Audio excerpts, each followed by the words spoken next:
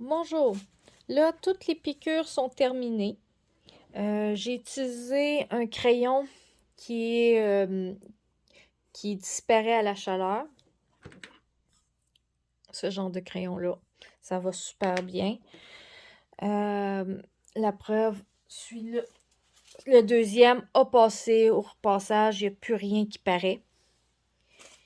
Mais je sais que de temps en temps, il y en a que ça paraît encore, puis faites attention. Il y en a des crayons où de temps en temps, ces crayons de ce genre-là, moi, ça m'est pas arrivé, mais au froid, ils réapparaissent. OK? Dans le climat du Québec, là, le manteau d'hiver, là, tu t'en vas dehors, puis tes petits traits réapparaissent, ça peut être bizarre. Mais bon. Euh, dans le patron, ici, bon, on retourne à ça, là. Dans le patron, ici, il y a une couture d'assemblage et il y avait des fentes dans les coutures d'assemblage. Et il y avait deux fentes ici puis ici. Eux, ils n'étaient pas dans l'assemblage. Je les ai taillés après avoir tout surpiqué, comme c'est trois épaisseurs. Disons que les tissus bougent les uns face aux autres. La preuve, regardez dans le haut, là, si on regarde bien, sont plus égales, puis ça s'est effiloché. Je voulais éviter ça. Ça fait que je les ai coupés après que toutes les piqûres étaient faites. J'ai réégalisé le bas. L'étape suivante était de poser le billet. Comme vous voyez, ça fait beaucoup de zigzagage. Il y a des 180 degrés à quelques endroits. Puis tous les angles extérieurs, il n'y en a pas un qui est un 90 degrés. C'est des angles obtus ou aigus. Mais dans tous les cas, j'ai fait une petite... On va essayer d'agrandir pour qu'on voit bien. J'ai fait un petit pli dans les angles extérieurs pour que quand on va le revirer, ça fasse un beau coin carré. Ce que je n'avais pas fait à mon autre carrelé, ça a tout fait des coins très très ronds. Là, on voit que ça fait un beau carré.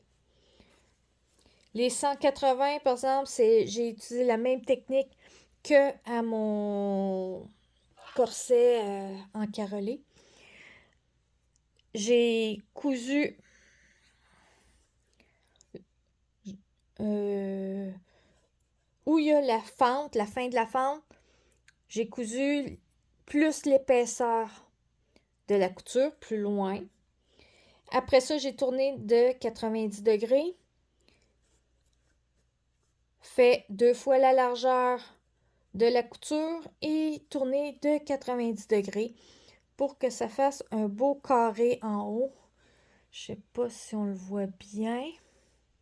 Je suis de temps en temps un peu à côté de la chambre de couture. Mais ça donne deux beaux coins de 90 degrés, puis plat, plat, plat. Et quand on le revire, celui-là,